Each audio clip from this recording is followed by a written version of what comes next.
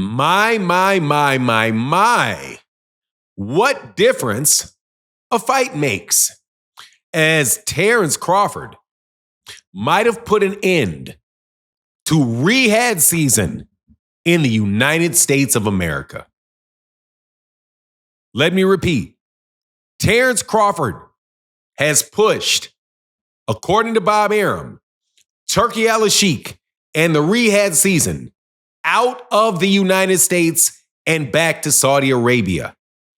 Unbelievable. Oh, no, it is. It's very believable because I told you so.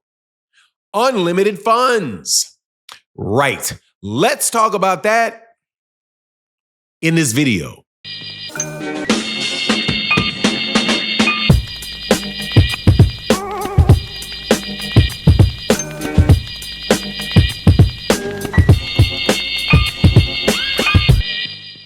Well, it was a fun ride. It was a fun ride while it lasted, huh?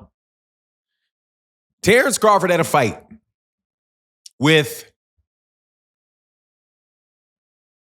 my guy, the 154-pound champion right now, Israel Madmarov. Man, his name was skipping. It was skipping me for a second. Israel Madmarov in LA in an event that was hosted by Riyadh Season. It was aired on ESP. It was aired on DAZN. It had a good card and a headlining act named Marshall Mathers, Eminem, and it was supposed to be a huge event. But as we now find out, that event lost tens of millions of dollars. And now I have to assume, along with the debacle, which was the Riyadh MMA card, it has now been revealed that Turki Alalhshiek will no longer be doing events in the United States. At least this is according to Bob Arum, who works with Top Rank, obviously, and who had a fighter in Artur Beterbiev fight on a Riyadh season card in Saudi Arabia.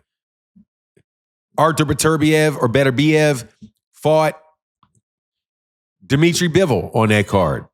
So, what's the problem? Bob Arum says that Turki Alalhshiek will no longer be coming to the United States because they were hugely embarrassed by the fight card in the United States. So they're now going to pull out. And all these fights, the Riyadh season cards, are going to have to be in Saudi Arabia. Now, what does that mean? It means, number one, that I was right. That you have to be very careful about things where they're not earning profit, because they can be canceled at any time when people get sick of spending the money. And people get sick of spending money. They don't get sick of making money. Let me repeat. They get sick of losing money. They don't get sick of making money. So once they start losing money, it's a matter of time till they figure out a way to go somewhere where they can make money. And that is what the prince has told Turki Alalhshiek. And the private investment fund of Saudi Arabia, the PIF, they have been saying that they are going to stop putting money out across the world for sporting events and start spending their money on people that are going to rebuild Saudi Arabia. So guess what? That means no more stuff in the United States. There may be stuff in the UK. They're working towards stuff, taking place in the UK, but eventually they're going to roll that back. Now, what does that mean for Terence Crawford? It means Terence Crawford, the only way that he's going to get a fight that he can leverage his relationship with Turki Alalhshiek is if he can convince his competitors to go to fight him in Saudi Arabia, which means he's going to be totally dependent upon the money given for that fight by Turki Alalhshiek, which again will be what?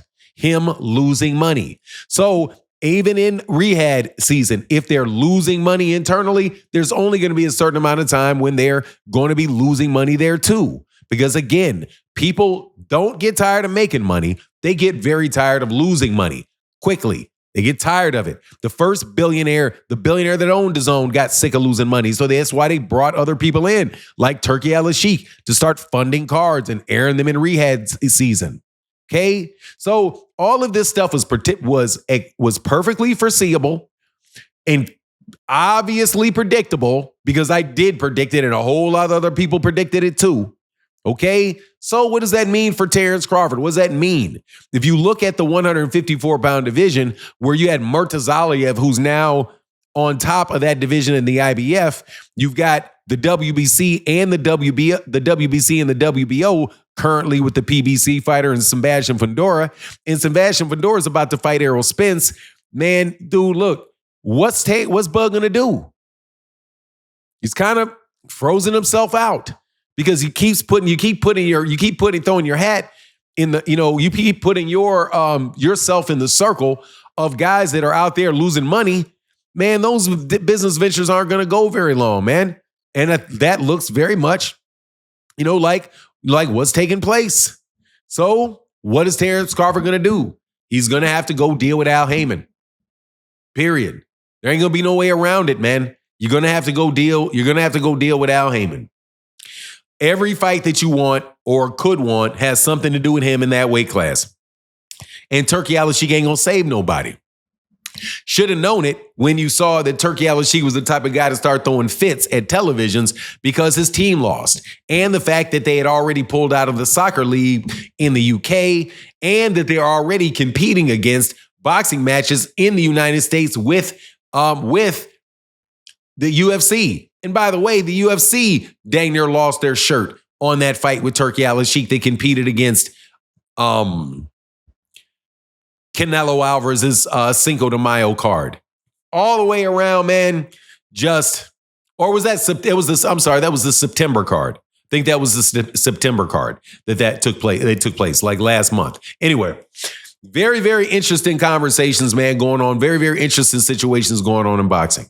I'm telling you right now, this is not the first guy to come in with a ton of dough saying that he was going to buy everything and he was going to hand everybody cookies for free for the rest of their career, only to get people on the hook and then them to start gradually walking it back. Same thing, the owner, I think his name may have been Blavatnik or something like that, the owner of DAZN, same thing he did when he started with DAZN, saying it was going to be $5 a month and you're going to get all these great fighters and none of the fights would be on pay-per-view. Selling us the idea that we'd be able to see Gervonta Davis we'd be able to see Anthony Joshua and Deontay Wilder fighting each other on DAZN for free because these evil PBC people are out here ripping everybody out with these pay-per-views. Remember when they did that? And then what is it now? Everything they got is on pay-per-view. Matter of fact, they got pay-per-view undercards. They literally invented putting an undercard on pay-per-view while the main event was on another network for free to the subscribers of that network. It's just wildly crazy stuff where you see these guys baiting and switching people. Now, Turki Alalhshiek, same thing. It's going to be a bait and switch because again, and I'm going to end it on this, people always get tired of losing money. They never get tired of making it.